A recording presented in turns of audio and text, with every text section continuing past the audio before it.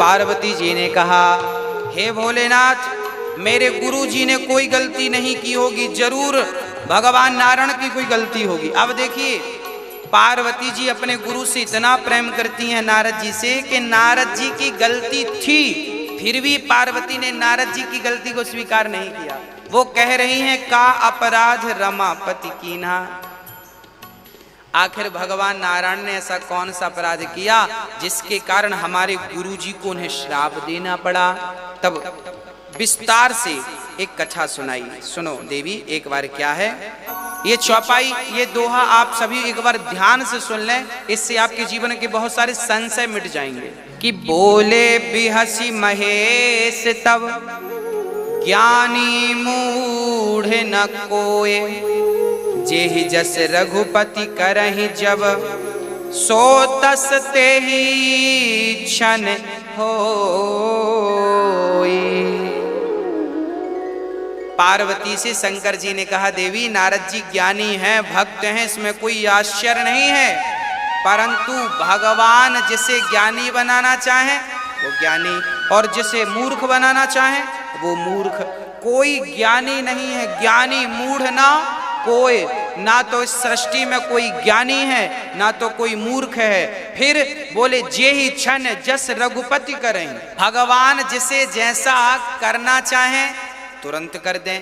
ज्ञानी बनाना चाहें आप तुरंत ज्ञानी बन जाएंगे, मूर्ख बनाना चाहें, कई बार ज्ञानियों के मुख से ऐसी बातें निकल जाती हैं जिनसे उन बातों से उनको कई बार अपमानित होना पड़ता है। क्यों निकल गई?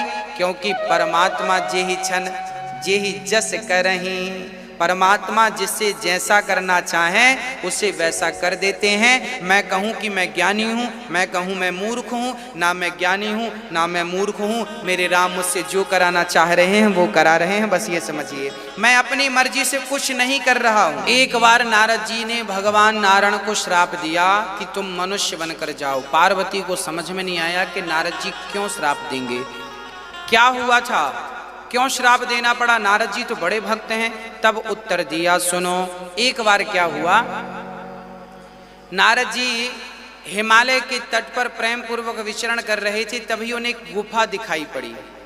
नारद जी बड़े प्रेम से वहां पर गुफा पर बैठकर, बड़ी शांति, जहां निर्मल जलधार बह रही थी, शांति शीतल हवा चल रही थी, बिल्कुल शांत वातावरण था, वहां नारद जी बैठ गए, इसलिए कि यहाँ बैठकर भगवान का चिंतन करूंगा, कोई विघ्न नहीं होगा। नारद जी प्रेम पूर्वक उस कंदरा में बैठकर प्रेम से भजन करने लगे। अच्छा, जैसे ही भजन करने लगे, समाधि लग गई नारद जी की, तो इंद्र को लगा कि लगता है नारद जी तप करके कहीं हमारा इंद्रासन ना छीन लें। यहाँ गोस्वामी जी कह रहे हैं कि इंद्र को लगा कि कहीं नारद जी, अच्छा इंद्र किसी को भजन करते देख लेते हैं ना तो उन्हें खतरा लगता है कि कहीं हमारी इंद्रासन ना छीन ले, कोई विघ्न करने लगते हैं। यहाँ गोस्वामी जी ने इंद्र पर एक चुटकी ले ली। नारद जी कहते हैं कि आपने देखा होगा कि एक कुत्ता सूखी हड्डी को लेकर के उसे चबाता है, तभी वहां पर शेर आया, शेर को आया हुआ देखकर कुत्ता हड्डी मुंह में दबा के भागता है, उसे लगता है कहीं मेरी हड्डी शेर ना छीन ले। अरे भाई, शेर हड्डी को थोड़ी चबाएगा, पर कुत्ते को तो ऐसे ही लगता है। यहाँ गोस्वामी जी इंद्र को कह रहे हैं ये कुत्ते की तरह इंद्र हो गए।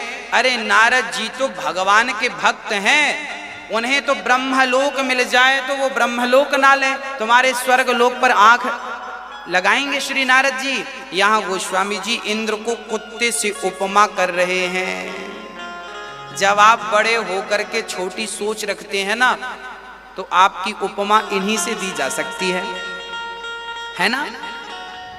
अच्छा, यहाँ पर एक दूसरी बात भी है कि क्या होता है कि जब कुत्ता हड्डी को चबाता है ना, तो कुत्ते को लगता है कि हड्डी से रस निकल रहा है, जबकि हड्डी को चबाने में ना कुत्ते के मसूड़े छिल जाते हैं, तो उसी का कुत्ते का खून हड्डी में लगता है और कुत्ता उसी को चाटता है, कुत्ते को लगता है हड्डी से खून निकल रहा है, जबकि निकलता उसी का है। उसी प्रकार हम लोग भी भोगते समय ऐसा महसूस करते हैं कि बड़ा सुख मिल रहा है, हमें संसार में बड़ा आनंद मिल रहा है, परंतु नहीं, आपका ही समय आनंद के रूप में आपको दिख रहा है। आपके पास समय है, या तो भोगों में मन लगा लो या तो भजन में मन लगा लो। इसलिए भोगों में मन न लगाकर आत्म कल्याण में मन। श्री नारद जी ध्यान मग्न है। तब इंद्र ने अप्सराओं को भेज दिया, जाओ जरा नारद जी की समाधि भंग करो। अब अप्सराएं इंद्र की आईं और नारद जी जहां ध्यान लगाए बैठे थे वहां नाचने लगी। उर्वशी इत्यादि बड़ी सुंदर हैं। उर्वशी, रंभा, ये सब आईं और नारद जी के आसपास नाचने लगी।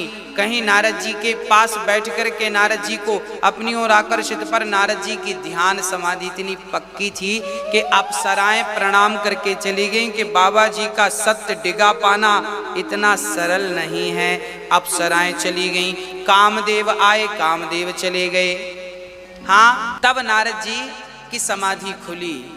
कामदेव चरणों में गिर पड़े, नारद जी आप जैसा कोई नहीं है। हाँ, क्षमा करिए, आपने काम हमें जीत लिया। आपको अप्सराओं ने जगाना चाहा, पर आपका ध्यान चित्त टूटा नहीं। आपने काम को जीत लिया और आपको हम पर क्रोध नहीं आया, आपने क्रोध को जीत लिया। तब नारद जी ने कहा, जाओ इंद्र से कह देना कि हमें उसके स्वर्ग के सुख की कोई अभिलाषा नहीं है। अर्थात नारद जी ने काम को, क्रोध को और इंद्र के राज्य को भी त्याग दिया, अर्थात सब कुछ जीत लिया नारद जी ने। अच्छा, नारद जी ने जीत तो सब लिया, काम को, क्रोध को, और भजन करने वाला काम को जीत ले, क्रोध को जीत ले, धन दौलत से मन हटा ले, तो कोई आश्चर्य नहीं है, क्योंकि ये उसके भजन का प्रभाव है। परंतु गलती क्या हो गई? नारद जी को अहंकार आ गया। नारद जी को लगा, बताओ तो मेरे जैसा कौन होगा भला इस दुनिया में। शंकर भी काम को जीत तो लिए थे, पर बाद में उन्हें कामदेव पर गुस्सा आया था तो तीसरी आंख से भस्म कर दिया। मतलब शंकर जी को शंकर ने काम को जीता पर क्रोध को नहीं। नारद जी बोले, मैंने काम को, क्रोध को दोनों जीत लिया, मतलब मैं शंकर से बड़ा। अब नारद जी अपने आप को बड़ा मानने लग गए। अहंकार जो आ गया, और जब अहंकार आया तो नारद जी अपना गुणगान, अच्छा जो अहंकारी होता है ना वो भगवान की बातें नहीं करता, अपनी, हमने तो ये किया, हमारे तो इतने बंगले हैं, हमारी तो इतनी जमीन है, हमारा तो ये है, हमारा, वो ये नहीं कहता कि भगवान की कथा ऐसी है। राम जी का सुंदर चरित्र आपने सुना, हमने सुना, आनंद आ गया। राम कितने दयालु हैं, राम कितने कृपालु हैं। राम पर कोई बात नहीं किया श्री नारद जी ने, नारायण पर कोई बात नहीं की। अब नारद जी जहां जाएं तो अपनी बात करने लगे। सुनो, हमने तो काम को जीत लिया, हमने तो क्रोध को भी, और हमने तो इंद्रासन को भी लात मार दिया। क्या करना हमें? भाई आपने जीत तो सब लिया है, पर ये जीतने का जो अहंकार लिए घूम रहे हो ये भी हानिकारक है। अब नारद जी गए शंकर जी के पास। जय हो भोलेनाथ।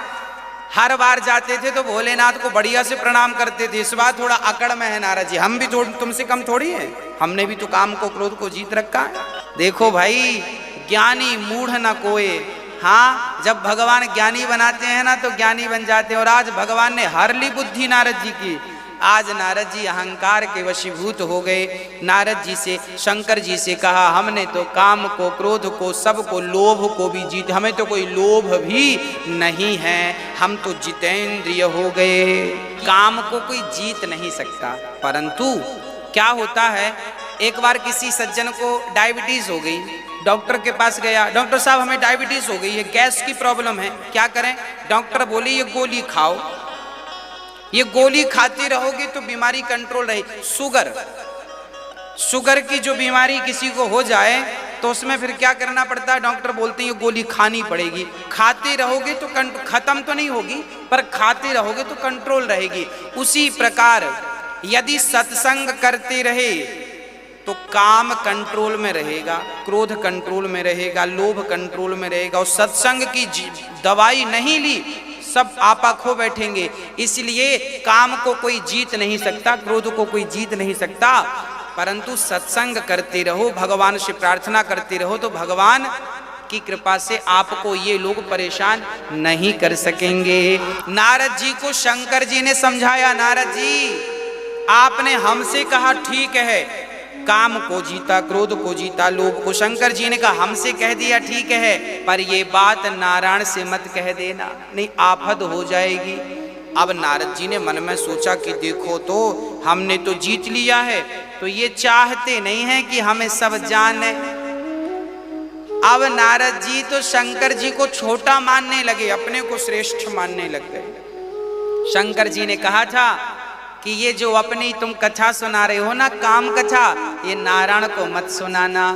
पर नारद जी सुना दिए एक बार। नारद जी, अच्छा नारद जी को क्या लगा, अब तो हम बड़े हो गए हैं, काम क्रोध को जीत लिया, अब तो भगवान खुद हमें बुलाएंगे, हमें जाने की क्या जरूरत है, अब तो हम बड़े हो गए हैं। अब देखो घमंड क्या क्या कराता है, बहुत ध्यान से सुनना, आखिरी में इसका निष्कर्ष निकलेगा। नारद जी बोले अब हम तो बड़े हो गए हैं, परंतु फिर भी कोई जब नहीं आया पूछताछ, तो नारद जी एक बार भगवान नारायण के क्षीर सागर में गए। और जब गए तो भगवान नारायण तो हर बार लेटे रहते थे, आज नारद जी आए तो भगवान नारायण खड़े हो गए। भगवान भी देखते हैं कि मेरे भगत का अहंकार बढ़ रहा है, तो भगवान जरा और बढ़ाते हैं, हाँ बेटा बढ़ो।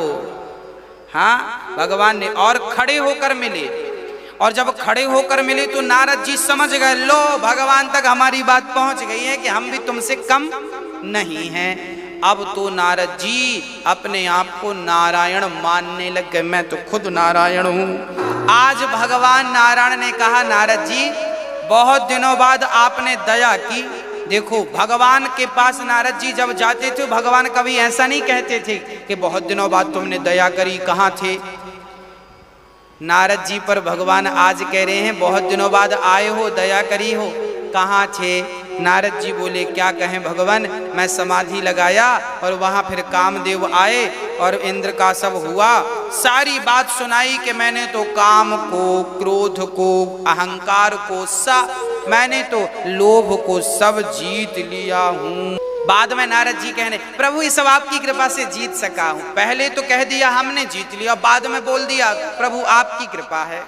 कई लोग ऐसे ही होते हैं, अंदर से तो वो ये कहते हैं हमने किया, ऊपर से दिखावटी कहते हैं सब भगवान की कृपा, आपकी कृपा से सब चल रहा है। हाँ, आपकी कृपा है, सब आपकी कृपा से सब हो रहा है, और अंदर से सब हमारा है, सब हम कर रहे हैं। नारद जी का अहंकार भगवान समझ गए और भगवान ने कहा ठीक है। काम चरित नारद सब भासे। गोस्वामी जी लिख रहे हैं कि हर बार नारद जी जब आते थे मिलने तो राम चरित्र गाते थे, राम कथा के बारे में सुनते और समझते थे। आज काम कथा नारद जी ने सारी सुना डाली, हमने तो काम को जीता, यूं जीता, ऐसे किया वैसे किया। भगवान समझ गए बहुत बढ़िया, अभी दिखाते हैं मजा। तब भगवान ने तुरंत माया से एक नगर बनाया, सुंदर से नगर में बहुत सारे लोग थे और वहां एक कन्या का विवाह होने वाला था। कन्या का नाम था विश्व मोहिनी। इतनी सुंदर थी, भगवान ने माया से एक नगर बना दिया केवल नारद जी का अहंकार तोड़ने के लिए। अच्छा, किसी ने भगवान से कहा प्रभु नारद जी आए थे तो आप तुरंत उनके अहंकार को ठीक क्यों नहीं किए, बढ़ा क्यों दिया, अब तो नारद जी और अहंकारी हो गए। तब भगवान ने कहा देखो, जब थोड़ा सा फोड़ा होता है ना, फोड़े की शुरुआत, तो डॉक्टर गोली देके दवा देता है, पर थोड़ा जब बड़ा हो गया ना फोड़ा, तो फिर उसे गोली से दबाया नहीं जा सकता, फिर डॉक्टर उसे पकाता है, भाई पक जाए तो एक चीरा लगा देंगे ठीक हो जाएगा। भगवान बोले कि शंकर जी ने दवाई देके समझाया था कि तुम ये बात नारायण से मत कहना, पर नारद जी माने नहीं, शंकर की गोली खाई नहीं, तो अब थोड़ा थोड़ा बड़ा हो गया। अब भगवान बोले अब हमें चीरा लगाना ही पड़ेगा। तो नारद जी को चीरा लगाने के लिए भगवान ने एक माया रच डाली। एक नगर था, उस नगर में एक सुंदर कन्या थी विश्वमोहिनी।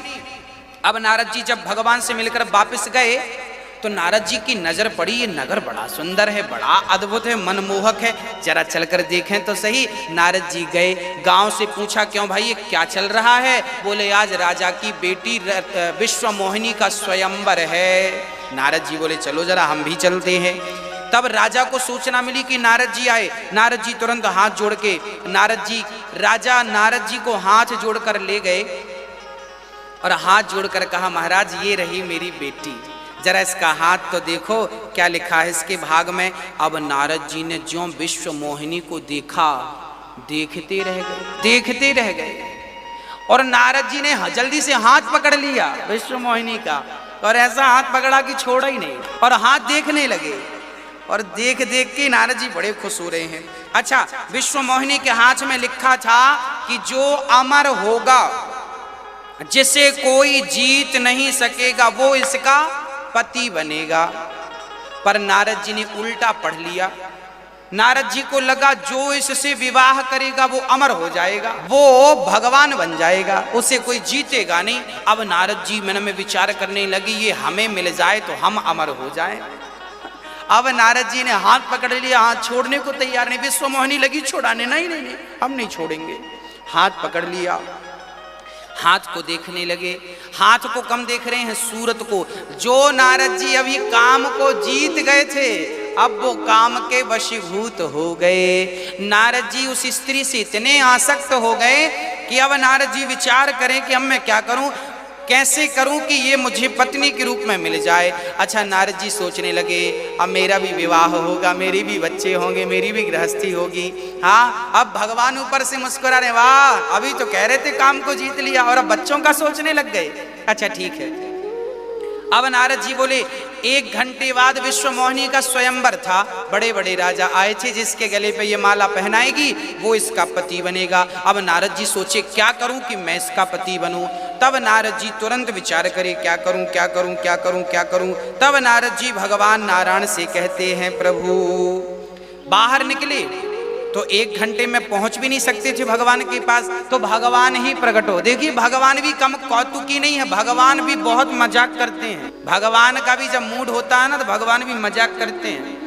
आज नारद जी, देखिए, हमेशा नारद जी को क्षीर सागर जाना पड़ता था, पर आज भगवान स्वयं नारद जी के सामने प्रकट हो गए। कहो नारद जी क्या है। नारद जी बोले, प्रभु एक छोटी सी जरूरत पड़ गई है, आपका सहयोग चाहता हूँ। भगवान बोले, नारद जी कहो क्या हो गया। नारद जी बोले, प्रभु यहाँ एक लड़की है, पसंद आई है, आपकी आज्ञा हो तो शादी कर लो। भगवान बोले, कर लो, हमें क्या मदद करनी होगी, हम नैंग दे देंगे ढेर सारा। ना नारद जी बोले, नैंग वैंग कुछ नहीं, हमारा जो रूप है ना बाबा जी वाला है, दाढ़ी बड़ी बड़ी है और हम बुढ़े से दिखने लगे हैं, जरा आप अपना सुंदर वाला रूप दे दो हमें, आप बड़े सुंदर है ना। यदि आपका ये रूप, क्योंकि इस सृष्टि में सबसे सुंदर आप हैं, नारायण हैं, यदि आपका ये मनमोहक रूप मुझे मिल जाए। अब सोचिए कि हमने लोगों को गाड़ी मांगते तो देखा है कि साहब शादी में जा रहे हैं, जरा अपनी गाड़ी दे दो, और साहब जरा अपने जूते भी दे देना। हमने जूते मांगते, गाड़ी मांगते और सामान मांगते तो देखा है, पर रूप मांगते आज नारद जी को ही देख रहे हैं। नारद जी कह रहे हैं, आप सुंदर हैं, अपना रूप हमें दे दो, शादी कर लें, फिर बाद में आप ले लेना। शादी होने पहले के जमाने में ऐसे ही होता था। पहले लड़की कुछ और, शादी के लिए जब लड़के वाले आते थे ना तो अच्छी लड़की दिखाई जाती थी और शादी कर दी जाती थी, ऐसे कर दी जाती थी। पहले के जमाने में बढ़िया बहुत सारा होता था। कोई और लड़की दिखाई और शादी कोई और लड़की से कर दी, दिखाई कोई और, कर दी किसी और से। पहले के ज़माने में तो जब लड़की वाले या लड़के जब देखने आते थे ना तो लोग पड़ोसी के सोफे वोफे भी मांग लेते थे, ताकि सामने वाले को लगे कि भाई ने घर सोफा वोफा भी है। पहले के ज़माने सब व्यवस्थाएं होती थी, लोग घर भर सजा लिया करते थे ताकि देखने वाले को लगे भाई ठीक ठाक लोग हैं। कई लोग किराए से ले आते थे सजाने के लिए ताकि दिखा सकें। ये अधिकांश होता था। अब राम जाने क्या चल रहा है मार्केट में, अब का कोई अनुभव नहीं है। अब तो ये हुआ कि नारद जी ने कहा, प्रभु अपना रूप आप हमें दे दो, आप बड़े सुंदर हैं। भगवान बोले ठीक है ले लो। भगवान ने अपना रूप, अच्छा नारद जी ने यहाँ एक बात और कही। नारद जी ने कहा प्रभु, नारद जी ने यहाँ एक बात बढ़िया कह दी कि प्रभु मैं तो आपका दास हूँ, अब जैसे में मेरा हित हो वैसा आप करना। अच्छा नारद जी थे तो भक्त और भगवान बहुत प्यार करते थे नारद जी से। अब नारद जी को भगवान ने अपना रूप दे दिया और भगवान के तो सारे रूप भगवान के ही हैं। सिए राम मैं सब जग जानी, निज प्रभु मैं देखे ही जगत। हाँ सारा संसार भगवान का ही रूप है, उनके अतिरिक्त क्या है। तो अब भगवान ने अपना बंदर वाला रूप नारद जी को दे दिया। नारद जी की शक्ल कैसी होगी, बंदर की। नारद जी बड़े बंदर दिखने लग गए। और जब नारद जी बंदर बन के चले, अच्छा नारद जी को भी भगवान पर इतना विश्वास था, देखिए विश्वास इतना था कि नारद जी ने दर्पण नहीं देखा कि मेरा स्वरूप कैसा, जैसा भगवान ने दिया वैसे बन के चल पड़े और जाकर के। अच्छा जब नारद जी राजसभा में गए तो वहां सबको नारद नारद ही दिख रहे हैं, बंदर सबको नजर नहीं, क्योंकि भगवान को लगा कि सब यदि नारद को बंदर देखेंगे ना तो नारद जैसे संत का अपमान होगा। तो भगवान ने ऐसी माया रची कि वहां जितने लोग थे सबको तो नारद ही दिख रहे थे, परंतु विश्व मोहिनी को केवल बंदर दिख रहे थे। मतलब जिससे विवाह होना तो उसी को नारद जी बंदर दिखाई पड़ गए। और वहां पर शिव जी के 2 गण और थे, उन 2 गणों को भी नारद जी बंदर दिख रहे थे। अब नारद जी जाके सबसे आगे की सीट खाली थी, नारद जी वहां जाकर बैठ गए कि वो आएगी यहीं के ही माला डाल देगी, अपना विवाह हो जाएगा। अब बंदर बन के गए नारद जी। अच्छा देखिए कितनी बढ़िया बात है, संसार नारद जी बने बंदर हैं पर संसार को नारद ही दिख रहे हैं। इसका तात्पर्य यह है कि भगवान जिसे जो दिखाना चाहते हैं संसार उसे वैसा ही देख सकता है। यदि आपको सीता दिखाना चाहेंगे ना तो संसार आपको ही सीता देख लेगा, आपको ही राम देख लेगा। मतलब भगवान के हाथ में चाबी है, वो जैसा करेंगे वो वैसा करेंगे, जैसा करेंगे संसार आपको वैसे देखे। अब नारद जी बैठ गए। अब वहां शिव के 2 पार्षद थे, उन दोनों ने बढ़िया मजाक किया, देखो तो कितने सुंदर राजकुमार हैं, लगता है इनकी माँ ने बड़ी तपस्या की होगी तब इतने सुंदर राजकुमार होंगे, आज तो इन्हीं का विवाह। अब नारद जी को तो ये लगने लगा कि देखो हमें ही कह रहे हैं और हमसे सुंदर तो पूरी सभा में कोई है नहीं। लगता है नारद जी ने अपने आप को ही नारायण मान लिया।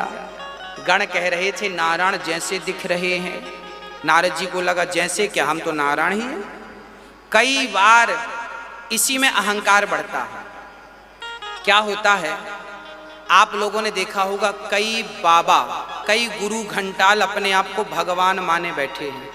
होता क्या है, श्रोतागण कहते हैं कि आप तो भगवान हैं। कई बार चेला गुरु से क्या कहता है, गुरु जी आप तो भगवान हैं, आप तो भगवान हैं। जब गुरु जी बार बार ये सुनते हैं कि सारे चेला कह रहे हैं आप तो भगवान हैं भगवान, तो गुरु जी को लगने लगता है मैं भगवान ही तो नहीं हूँ। फिर वो अपने आप को क्या मानने लग जाते हैं, क्योंकि सारे चेला कह रहे हैं भगवान हो भगवान हो, तो वो सही में अपने आप को भगवान, नारद जी भी सही में अपने आप को नारायण मान गए। और यही व्यक्ति के पतन का कारण है। ध्यान से सुनिएगा, सारी दुनिया जब आपकी झूठी तारीफ करती है ना तो दुनिया वालों में उलझ मत जाना, नहीं तो तुम्हारा पतन हो जाएगा। ये दुनिया कहा करती है गुरुजी हमारे गुरुजी तो भगवान हैं, गुरुजी तो भगवान। आप तो ठीक कह रहे हैं गुरु तो भगवान तुल्य है, पर ये बात गुरु को समझनी चाहिए कि भाई भगवान हम नहीं, भगवान तो भगवान है, हम तो उनके चरणों की धूल मात्र हैं, हम तो भगवान के चरणों की धूल मात्र है। पर कई बार ऐसे गुरु घंटाल हमने सुना कि बहुत सारे गुरुजी अपना ही अभिषेक कराते हैं, दूध से अभिषेक चल रहा है गुरुजी का, और ब्राह्मण लोग वेद मंत्र पढ़ रहे हैं। सुनो, इस संसार में केवल शंकर जी का अभिषेक हो सकता है वेद मंत्र से, राम का अभिषेक हो सकता है वेद मंत्र से, माँ जगत जननी जगदम्बा का अभिषेक हो सकता है वेद मंत्र से। किसी इंसान का वेद मंत्र से अभिषेक नहीं हो सकता।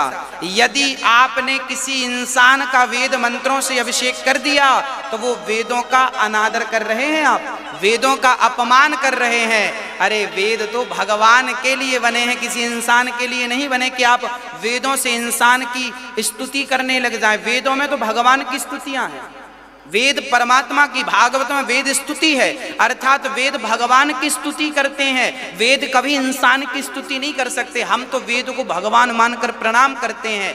याद रखना, इंसान को पानी से नहवाओ, गुरु को कभी भी पानी से तो नहवाना, पर गुरु को कभी दूध से मत नहवाना, गुरु को कभी दही से मत नहवाना, क्योंकि दूध से, दही से, पंचामृत से केवल मेरे नारायण का अभिषेक होता है, मेरे भगवान भोलेनाथ का अभिषेक होता है। इन्हें तो दूध दही से नहवाइए, पर गुरु तो गुरु है। तुम भले मान रहे हो कि गुरु भगवान है, पर गुरु से पूछा जाएगा क्यों जी आप भगवान हैं, तो वो कहेगा ना साहब, हम कहाँ भगवान, हम तो उनके चरणों की धूल हैं। जो गुरु अपने आप को चरणों की धूल मानता है वो तो गुरु बनने के लायक है, पर जो गुरु ही अपने आप को भगवान मानने लग जाए उसका पतन निश्चित है, और जो उनकी पूजा में लगे हैं उनका भी पतन निश्चित है। इसलिए अहंकारी गुरु ना हो आपका, नहीं तो अक्सर गुरुओं को अहंकार आ जाता है। गुरुओं को थोड़ा आदर सम्मान मिल गया, गुरुओं को गुरूर आ जाता है, हम ही भगवान हो गए। नारद जी ने मान लिया कि मैं भगवान। अब विश्व मोहिनी आई, अब विश्व मोहिनी ने बढ़िया से देखा, माला लेकर आई और नारद जी को देखा। नारद जी को देखती विश्व मोहिनी को गुस्सा आया, राम राम क्या मैं ऐसी हूं कि बंदर मेरे से शादी करने आए। अब नारद जी को देखकर विश्व मोहिनी को बड़ा गुस्सा आया। नारद जी को देखा ही नहीं, दूसरी लाइन पर विश्व मोहिनी चल पड़ी। नारद जी को लगता देख नहीं पाई, तो नारद जी यहां से उठ के दूसरी लाइन पे जाके बैठ गए। वहां सीट वीट खाली, ए भाई जरा हटो सीट। अब विश्व मोहिनी आई, सबको देखते देखते आई। अब नारद जी को देखा फिर बंदर बैठा, फिर विश्व मोहिनी इस लाइन पे आ गया। अब विश्व मोहिनी जब इस लाइन पे आई तो फिर नारद जी को लगता है ये देख नहीं पाई, मैं इतना सुंदर हूं पर ये देख नहीं पा रही है, तो नारद जी फिर जाकर के उस तरफ बैठ गए। अब नारद जी बार बार इस तरफ उस तरफ, अंत में स्वयं नारायण आए और नारायण के रूप में स्वयं भगवान नारायण थे। उनको गले पे माला पहनाई, माला पहनाई और बड़े प्रेम से माला पहनाकर, बड़े प्रेम से माला पहनाकर पति के रूप में प्राप्त कर लिया। अब नारद जी को बड़ा दुख लगा, राम राम राम राम राम राम राम, हम तो शादी का मन बनाए थे पर शादी तो हुई नहीं, शादी नहीं हुई। तब वो शिव गण जो थे उन्होंने कहा नारद जी जरा अपनी शक्ल तो देख लो। तब नारद जी ने पानी में झांक कर देखा तो बंदर की शक्ल। अब तो नारद जी इतने गुस्से में आए, इतना क्रोध, इतना क्रोध। अब नारद जी कह रहे हैं कि लो हमें बंदर बना दिया। अब तो नारद जी इतने क्रोध, इतने क्रोध, इतने क्रोध, इतने क्रोध, नारद जी कहने लगे अब तो मैं मर जाऊंगा या तो भगवान के प्राण ले लूंगा। अब नारद जी, अब जैसे नारद जी आगे बढ़े तो भगवान फिर आ गए। विश्व मोहिनी पास में खड़ी पत्नी बनकर और भगवान नारायण आए। नारायण बोले नारद जी क्या है। अब नारद जी आगे बोले क्या है, क्या है, तुम बहुत आतताई हो गए हो, जो मन में आता है कर लेते हो। हमें बंदर बना दिया और हमने शादी का प्लान बनाया, हमसे पत्नी छीन ली। आपने 16,108 किया था, किसी ने रोका, हम एक करने गए तो वहां भी तुम, हमारी शादी आपने नहीं होने दी। और ना जाने क्या तुम बड़े कपटी हो, तुम बड़े निष्ठुर हो। भगवान को ऐसी ऐसी बातें नारद जी ने कह डाली, बड़े निष्ठुर हो, बड़े कपटी हो। हाँ, तुम दूसरों का उत्कर्ष नहीं देख सकते हो। हम शादी करने गए तो आप वहां शादी कर लिए। जाओ मैं तुम्हें श्राप देता हूं, जैसे आज मैं नारी के वियोग में तड़प रहा हूं, कल तुम्हें भी आने वाले समय में नारी के वियोग में तड़पना पड़ेगा। और जैसे तुम मनुष्य बनकर आए और मेरी होने वाली पत्नी के संग तुमने विवाह कर लिया विश्व मोहिनी के संग, तुम्हें भी अगले जन्म में मनुष्य बनना पड़ेगा। और सुनो, जैसे तुमने मुझे बंदर बनाया, अगले जन्म में तुम्हें भी बंदरों का सहयोग लेना पड़ेगा। एक साथ नारद जी ने 3 श्राप दे दिए। भगवान ने सारे श्रापों को सिर पर रख लिया, नारद जी को प्रणाम किया, नारद जी मुझे आपके दिए हुए श्राप मंजूर हैं। तब भगवान ने वो सारी माया जो फैलाई थी, वो माया सब सारी माया समाप्त कर दी। और जैसे ही माया का पर्दा हटा, नारद जी अपने ज्ञान में आए, अरे मैं तो नारद हूं और मैंने क्या किया। मैं भगवान चरणों में गिर पड़े, हे प्रभु क्षमा करो। चरणों में पड़ गए, लिपट गए, प्रभु गलती हो गई, अपराध हो गया, आपको मैंने श्राप दे दिया, मैं अपना श्राप आपसे वापस लेता हूं। भगवान ने कहा नाना ये तो मेरी माया थी, आपको अहंकार आ गया था, उस अहंकार का नाश तो करना ही था। अब श्राप आपने दिया है तो कोई बात नहीं। पार्वती से शंकर जी कह रहे हैं आपके गुरु ने श्राप दिया, इसलिए एक बार ब्रह्म को, नारायण को राम बन करके सृष्टि में आना पड़ा। अनेक हेतु हैं श्री राम अवतार के। आज बड़े प्रेम से अब नारद जी, अब प्रश्न ये खड़ा हुआ, नारद जी ने कहा प्रभु आपने हमें बंदर क्यों बनाया। तब नारद जी से भगवान ने कहा देखो बंदर तो बनना ही पड़ता है, हाँ, शादी के बाद ना अक्सर लोग बंदर बने नजर आते हैं। भगवान ने कहा देखो बंदर तो बनना ही पड़ेगा, या तो पत्नी के बंदर बन जाओ या तो मेरे बंदर बन जाओ। तो मैंने तुम्हें अपना बंदर बनाया, पत्नी का बनने नहीं दिया, ये बड़ी कृपा हो गई। आपको बंदर तो बनना ही पड़ेगा, या तो संसार का बंदर बनो या तो राम का बंदर बनो। तो संसार का बंदर बनने से अच्छा है मेरे राम के बंदर बन जाओ। तो नारद जी को अपना बंदर बना लिया। बंदर वैसा ही करता है जैसे मंदारी कराता है। मंदारी कहेगा नाच बंदर नाच, तो बंदर नाचने लग जाएगा। मंदारी कहेगा चलो ससुराल जाएगा, तो जमीन पर बैठेगा कि कंबल पे, तो कंबल पे बैठ के बताता है। मतलब मंदारी जो जो चाहता है बंदर वो करता है। उसी प्रकार भगवान जो चाहते हैं भक्त वही करता है, वही सच्ची भक्ति है। इसलिए नारद जी को भगवान ने अपना बंदर, मतलब हम किसके बंदर बन जाएं? अपने राम के बंदर बन जाएं, अपने कृष्ण के बंदर बन जाएं, हम भगवान के बंदर बन जाएं तो हमारा कल्याण हो जाएगा, हमारा उद्धार हो जाएगा। तो एक जन्म में नारायण को नारद श्राप के कारण आना पड़ा। अब अद्भुत चर्चा है। एक बार क्या हुआ, एक बार राम जी को अवतार लेना पड़ा। हाँ, किसके कारण? बोले एक बार श्री स्वयंभू मनु और शत्रुपा ने वरदान मांगा तो भगवान को अवतार लेना पड़ा। अच्छा, नारद जी आज काम के अधीन क्यों हो गए?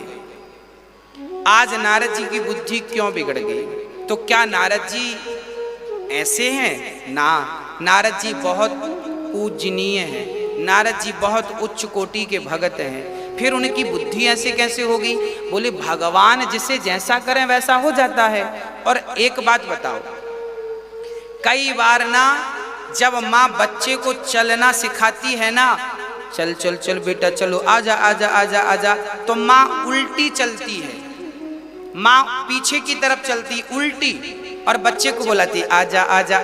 बच्चा आगे आता जाता है, मम्मी पीछे पीछे उल्टी जाती है। किसी ने माँ से कहा क्यों तुम उल्टी चल रही हो, सीधा चलना नहीं आता क्या? माँ ने कहा सीधा चलना तो आता है, फिर उल्टी क्यों चल रही हो?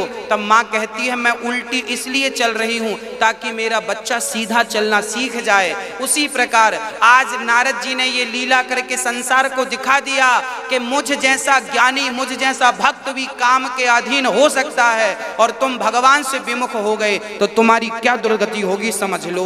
भगवान से विमुख होने पर यह दुर्गति होती है। संसार का प्राणी भोगों में उलझ जाता है।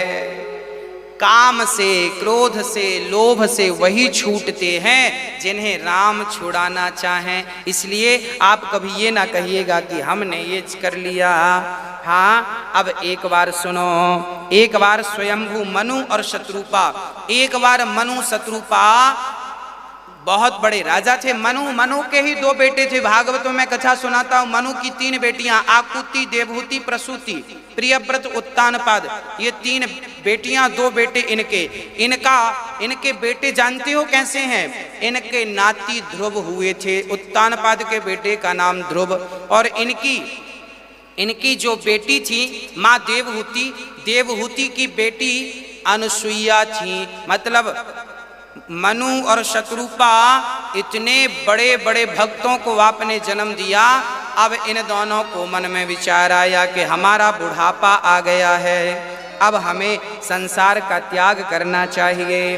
अब मनु शत्रुपा ने विचार किया कि हमारा बुढ़ापा आ गया है, अभी तक हमारा वैराग्य नहीं हुआ। कई बार ना हम बेटी का विवाह, बेटों का विवाह हो गया, सब अपने अपने घर सुखी हैं, फिर भी हम घर पे पड़े रहते हैं, फिर भी हमारा मन संसार से निकलता नहीं है। मनु शत्रुपा की भी यही हालत थी। हो ही न विषय विराग, बुढ़ापा आ गया फिर भी विषयों से वैराग्य नहीं हुआ।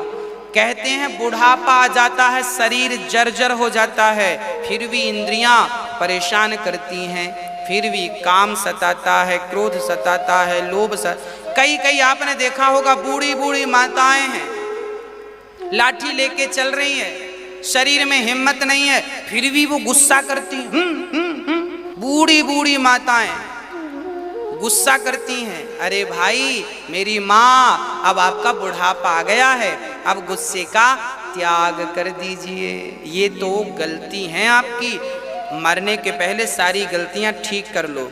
हाँ, अब शरीर बूढ़ा हो गया है, 2 रोटी खाओ और ज्यादा क्रोध ना करो। क्रोध आपकी सेहत के लिए अच्छा नहीं है, आप कर जरूर रही हो पर ये आपके लिए नुकसानदायक है। हाँ, विधाता जैसे रखें वैसे रहो, क्रोध रहित हो जाओ। पर हम लोग निकलते नहीं हैं, क्रोध से मुक्त होते नहीं हैं। इसलिए वैराग्य की ओर चलना चाहिए। संसार का मन से त्याग कर दो और प्रेम से अब मन बचे हुए समय को, अरे बुढ़ापा आपकी 70 साल की उम्र हो गई, अब बताओ कितनी बची? ज्यादा से ज्यादा 10 साल, ज्यादा से ज्यादा 15 साल, अब समय कम बचा है और अधिक 20 साल, इतनी कम उम्र है आपकी। अब भजन में मन लगाओ, संसार का त्याग करो। और एक बार मनु शत्रुपा घर से निकलकर जंगल में जाकर आपने तप किया। अब मनु शत्रुपा दोनों जंगल गए घर से निकलकर और प्रेम से भगवान में मन लगाते हैं। और क्या करहीं साग, सूखी साग खाते हैं, पत्ते इत्यादि तोड़ लेते हैं, जंगल के फल खा लेते हैं और खा पी कर प्रेम से भजन करते हैं। कौन सा मंत्र? मनु शत्रुपा ने ध्रुव जी को ओम नमो भगवते मंत्र का जाप करते देखा था और आज यही ओम नमो भगवते वासुदेवाय का जाप दोनों ने किया, मनु ने और शत्रुपा ने। जाप करते करते हजारों वर्ष बीत गए। हाँ, जाप करते करते हजारों वर्ष बीत गए। हम तो आपसे भी कहते हैं कि आप भी भगवान के जाप में, भगवान के ध्यान में घर परिवार छोड़ के लग जाओ। हाँ, कब से हम जगा रहे हैं, आप हैं कि सो रहे हैं? अभी तो जगाए थे फिर सो गए। ओम नमो भगवते वासुदेवाय की नौका पकड़ी मनु शत्रुपा ने और इस मंत्र का जाप करते करते हजारों वर्ष जब बीत गए, 6000 वर्ष बीत गए। जब 6000 वर्ष बीते तो परिणाम क्या हुआ? तपस्या बड़ी कठिन, शरीर सूख गया। देखिए, भगवान को पाने के लिए सुखाना पड़ता है, त्याग तो करना ही पड़ता है। जब त्याग किया, शरीर को सुखाया, तब मनु शत्रुपा के सामने भगवान नारायण प्रकट हो गए। बोलिए लक्ष्मी नारायण भगवान। कैसे लग रहे हैं भगवान? जब भगवान आए मनु शत्रुपा के सामने, कितने सुंदर हैं भगवान। भगवान के नीले कमल, नीलमणि और नील जलयुक्त मेघ के समान कोमल प्रकाशमय सरस श्याम वर्ण सुंदर श्याम से शरीर की शोभा हो रही है। श्याम सुंदर, इतने सुंदर हैं, घुंघराले से बाल, बड़ी बड़ी बड़े बड़े नेत्र और पतली सी कमर। ठाकुर जी के गले में माला पड़ी है वैजंती की और अद्भुत कमल की माला सुंदर शोभा पा रही है। इतना सुंदर रूप स्वरूप जब देखा तब भगवान ने कृपा दृष्टि डाली और मनु शत्रुपा कृपा दृष्टि से हृष्ट पुष्ट हो गए। और भगवान ने कहा, मनु जी वरदान मांगो, क्या चाहते हो?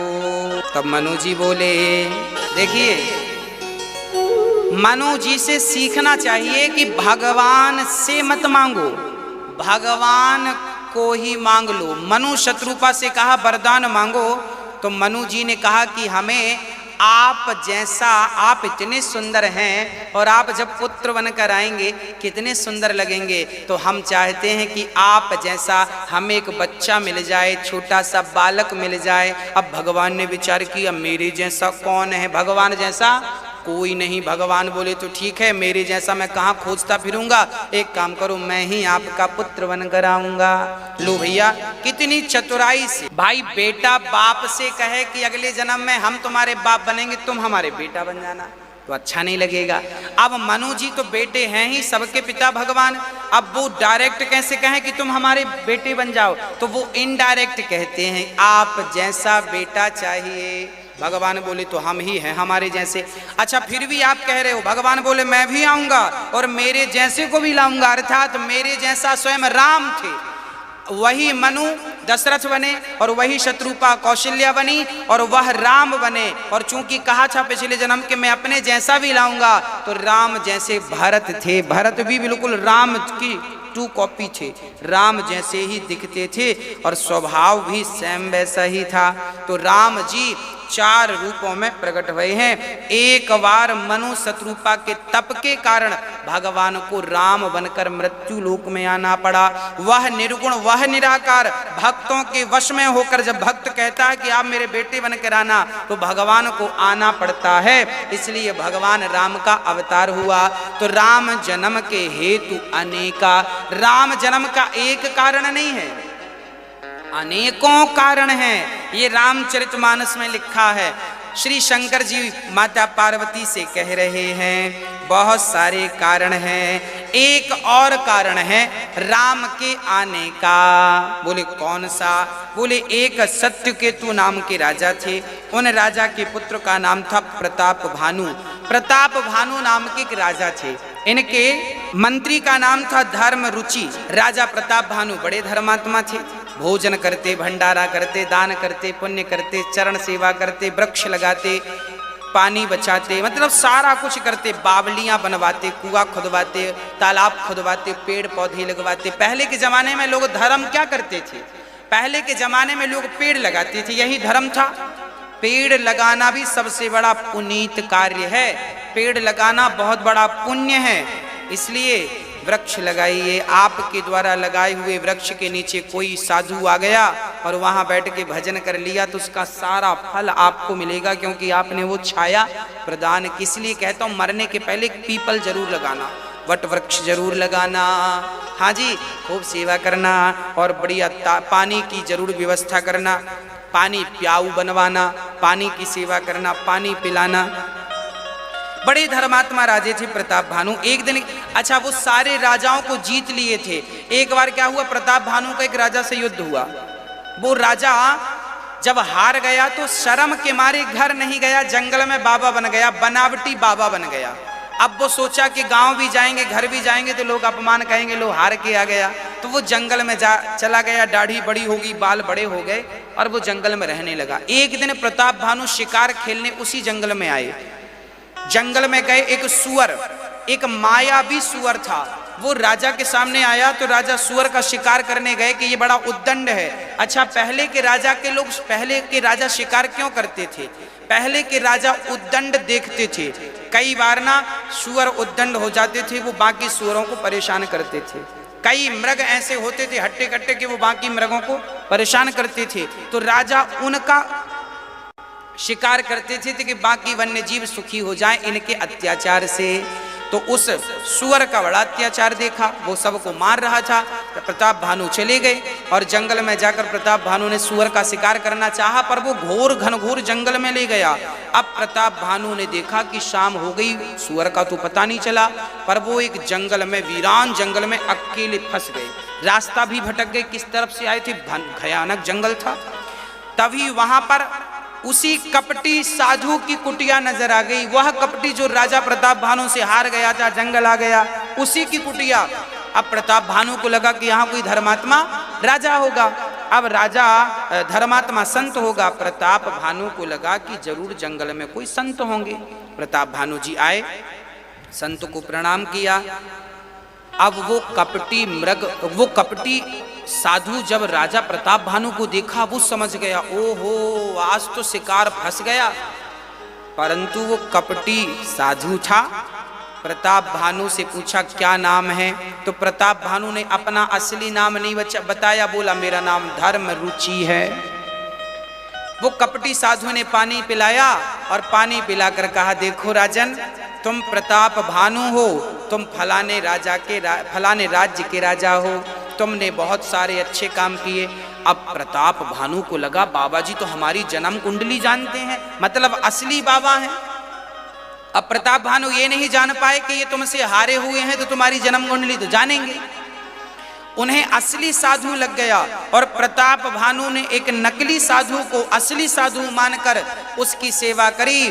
प्रताप भानु से कहा कि राजन तुम बहुत बड़े राजा हो। प्रताप भानु की श्रद्धा बढ़ने लगी, बाबा सही सही कह रहे हैं। प्रताप भानु ने कहा महाराज जी आप अपना परिचय दीजिए, आप कौन हैं? कपटी साधु ने कहा हमारा नाम एक तनु है। एक तनु? ये एक तनु क्या होता है? कपटी साधु ने इतना बड़ा झूठ बोला कि जब से सृष्टि बनी है तब से हमने अपना शरीर नहीं बदला, नहीं छोड़ा, इसलिए हम एक तनु हैं, एक ही तन पर हैं। कई युग बीत गए पर हम ज्यों की त्यों हैं। प्रताप भानु बोले बड़े सिद्ध पुरुष हैं। प्रताप भानु से कहा कोई वरदान मांगो। प्रताप भानु ने कहा महाराज हमें दीर्घ जीवी बना दीजिए, हमें लंबी उम्र दीजिए और हमें कोई जीत ना सके, हमारे पास बहुत धन हो। प्रताप भानु के पास देखिए वैसे तो धन की कोई कमी नहीं थी। गोस्वामी जी कह रहे हैं प्रताप भानु को इतना कुछ था, फिर भी संतोष ना होने के कारण कपटी साधु ने कहा कि कल तुम परसों तुम भंडारा करना, ब्राह्मणों को बुलाना, भोजन कराना, बाकी मैं संभालूंगा, उनका आशीर्वाद मिलेगा, तुमको कोई जीत ना सकेगा। याद रखना भक्त, जब कोई आपके घर मरता है ना तो आप तेरही करते हैं। तेरही में 13 ब्राह्मण होते हैं। तेरही में 13 ब्राह्मणों को आपने खवा दिया तो तेरही सफल हो गई। ब्राह्मणों को खवाने से क्या कहते हैं, ब्राह्मण के मुख से ही आपके पितर खाते हैं, ब्राह्मण के मुख से ही भगवान खाते हैं। इसलिए ब्राह्मणों को खिला दिया। तेरही में बहुत ज़्यादा झंझट करने की जरूरत नहीं है, बहुत खर्चा ना करो, केवल 13 ब्राह्मणों को खवाओ। आप फिर संपन्न हैं तो फिर बड़ा भंडारा करो, संपन्न नहीं है तो कम से कम 13 ब्राह्मणों को खिला दो, उनकी जूठी पत्तल से कौआ खाए। अब हम तुम्हें श्राप देते हैं, तुम राक्षस हो जाओ। तो संत ब्राह्मणों के श्राप के कारण प्रताप भानु रावण भय, और रावण जब बने उनका भाई फिर कुंभकर्ण और उनका पूरा परिवार राक्षस हुआ प्रताप भानु का श्राप के कारण। और इस प्रकार से रावण जब बने तो रावण ने वरदान मांगा। कुंभकर्ण और विभीषण ने एक साथ तपस्या की। विश्रवा के बेटे हैं रावण और वरदान मांग रहे हैं। ब्रह्मा से कहा हम अमर हो जाएं। ब्रह्मा बोले अमर तो नहीं हो सकते। तब कहा कि हम ऐसा वरदान दो कि हम काहू के मरहि न मारे, बानर मनुज जाति दुई वारे। हम किसी से ना मरे। ब्रह्मा बोले ये संभव नहीं है। तो रावण ने कहा फिर हम मनुष्य और बंदर से मर जाएं, क्योंकि इन्हें तो हम खाते हैं। ठीक है एवं अस्तु भगवान ने कहा, ब्रह्मा जी ने। अब कुंभकर्ण ने कहा कि हमें 6 माह तक, वो ये बोला तब सरस्वती आकर बैठ गई वाणी में और कहने लगा कि 6 माह तक हम सोते रहें, एक दिन को जागें। जबकि कहना ये चाहता था कि हम एक दिन को तो सोएं और 6 महीने तक जागें। ब्रह्मा जी बोले कि ये इतना एक दिन में ही इतना खा जाता था कि 1 लाख 2 लाख लोग खाते होंगे एक दिन में, इतना एक दिन में ही अकेला खा जाता था, इतना खाता था। अब वो वरदान मांगा, सोने का सोता रहा। गए विभीषण पास पुनि, कहा हूँ पुत्र वर मांग, ते ही मांगेऊ भगवंत पद, कमल अमल अनुराग। विभीषण से वरदान मांगने को श्री ब्रह्मा जी ने कहा पुत्र वरदान मांगो। विभीषण ने कहा प्रभु मैं राम की भक्ति करता रहूं और मुझे नेत्रों से राम का दर्शन हो, यही वरदान। भगवान बोले तथास्तु। अब रावण लंका का राजा बना। चर्चा ये है कि लंका भगवान शिव ने बनवाई थी स्वयं को रहने के लिए, पर रावण ने मांग ली और रावण उस लंका पर रहने लगा। और रावण की लंका में फिर बाढ़े खल बहु चोर जुआरा, जेलम पट पर धन पर दारा, माँ नहीं मात पिता नहीं देवा, साधुन सन करवा वही सेवा, जिनके यह आचरण भवानी, ते जानहु निश्चर सब प्राणी। रावण के नगर में चोर बढ़ गए, जुआड़ी बढ़ गए, जुआ शराबी जुआड़ी लंपट स्त्री लंपट भोगी बढ़ गए। मतलब सारा पापाचार दुराचार। रावण यज्ञ नहीं करने देता, कथा कोई नहीं कहेगा। यज्ञ करने से देवी देवता यज्ञ के माध्यम से ही खाते हैं। याद रखना भक्तों, जब आप यज्ञ करते हैं, जब आप देवी देवताओं को भोग लगाते हैं तो इसी माध्यम से देवी देवता खाते हैं। स्वर्ग में कोई खेती नहीं होती, याद रखना। स्वर्ग में सुख तो है, ऐशो आराम तो है, पर वहां खाने के लिए कहां से, यहां मृत्यु लोक से ही जाता है। आप लोग जब देवी देवताओं की उपासना भोग लगाते हैं ना, जो खिलाते हैं वो वहां जाता है। आज पूज्य श्री अनिरुद्धाचार्य जी महाराज ने हम सभी लोगों को बहुत ही उत्तम एवं शिक्षाप्रद कथा सुनाई है। आशा करता हूं कि इस शिक्षाप्रद कथा से हम सभी लोग कुछ न कुछ शिक्षा अवश्य ग्रहण करेंगे और अपने जीवन को सुखी और सात्विक बनाने का प्रयास करेंगे। मित्रों, अगर आपको यह शिक्षाप्रद कथा पसंद आई हो तो वीडियो को लाइक करें और अधिक से अधिक लोगों को शेयर भी करें, जिससे और भी लोग महाराज जी की इस शिक्षाप्रद कथा से शिक्षा लेकर अपने जीवन को सुखी बना सकें। मित्रों, अगर आपने अभी तक हमारे चैनल को सब्सक्राइब नहीं किया है तो हमारे चैनल को तुरंत सब्सक्राइब भी कर लें, जिससे आपको नोटिफिकेशन के माध्यम से महाराज जी के शिक्षाप्रद कथा तुरंत प्राप्त हो सकें। मित्रों, तो कल फिर किसी शिक्षाप्रद कथा के साथ आप लोगों के समक्ष प्रस्तुत होंगे। तब तक के लिए जय श्री राधे।